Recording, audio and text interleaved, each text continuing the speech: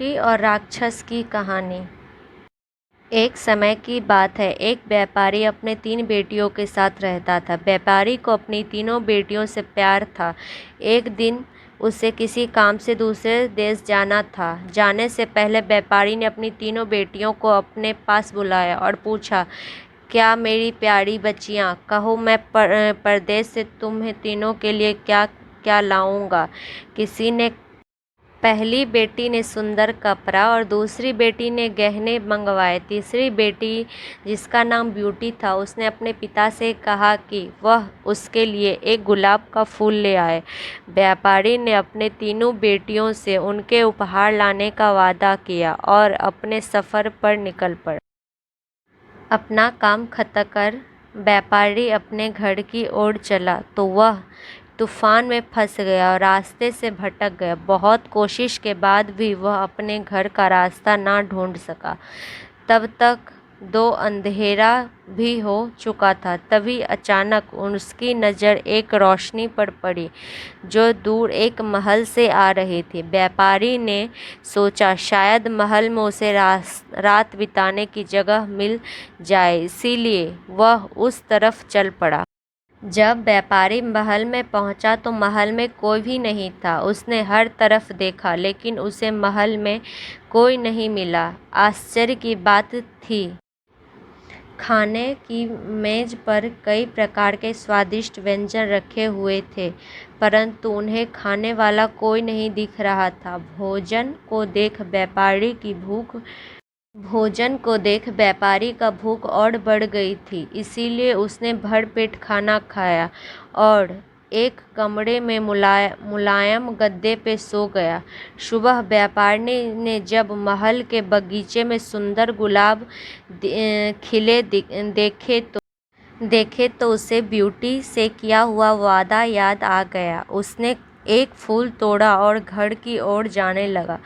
तभी वहाँ एक भयानक जीव प्रकट हुआ और बोला, मैंने तुम्हें अपना भोजन खाने दिया, अपने मुलायम गद्दे पर सोने दिया और तुम मेरे ही बागीचे से गुलाब तोड़ रहे हो।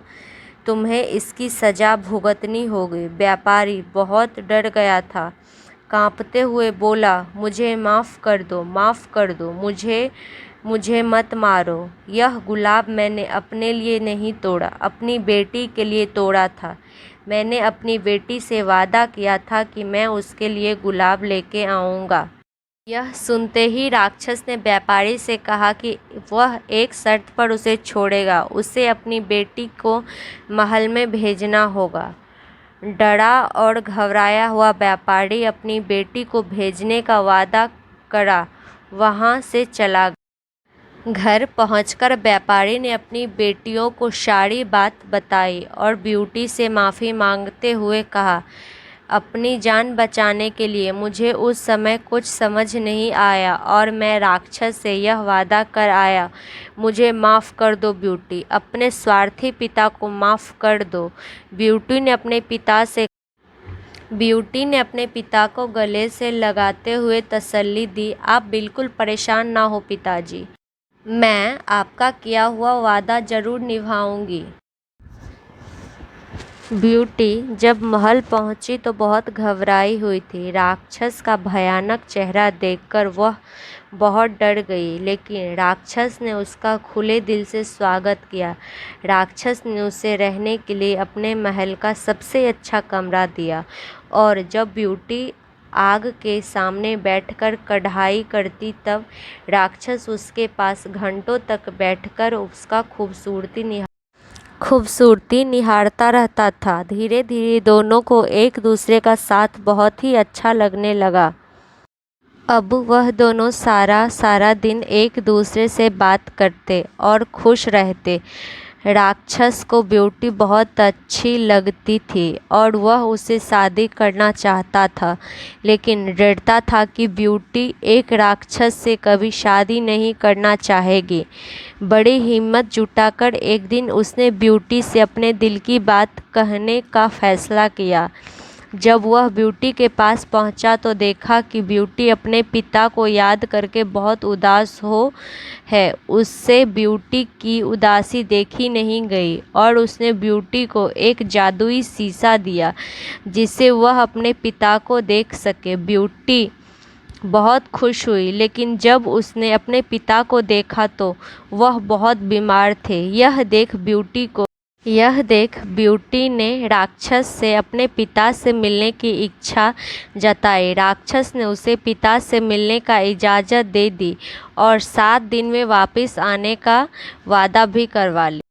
ब्यूटी को सामने देख व्यापारी खुश हो गया और जैसे उसे पता चला कि राक्षस देखने में भले ही क्रूर हो लेकिन वह दिल का बहुत ही नेक और दयालु है। व्यापारी की सेहत और सुधरती गई। परिवार से मिलने की खुशी में 7 दिन कब निकल गए ब्यूटी को पता ही नहीं चला।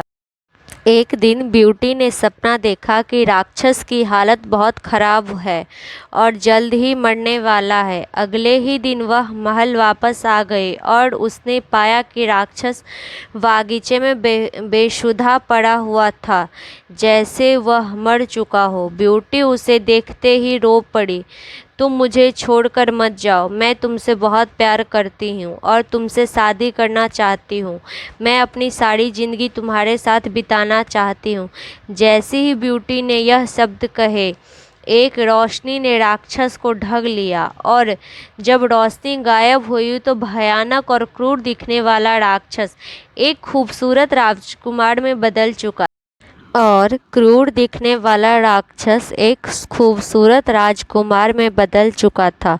राजकुमार ने बताया कि एक दृष्टि जादूगरनी ने उसे एक राक्षस बना दिया था और सच्चे प्यार से ही उस जादू को तोड़ा जा सकता था। बहुत समय से राजकुमार उस लड़की को ढूंढ रहा था जो उससे उस रूप में प्यार करे जिससे सब डरते थे, जो उसकी सूरत से नहीं बल्कि उसके गुणों को चाहे। आखिरकार राजकुमार को उसका सच्चा प्यार मिल गया और वह बहुत खुश था।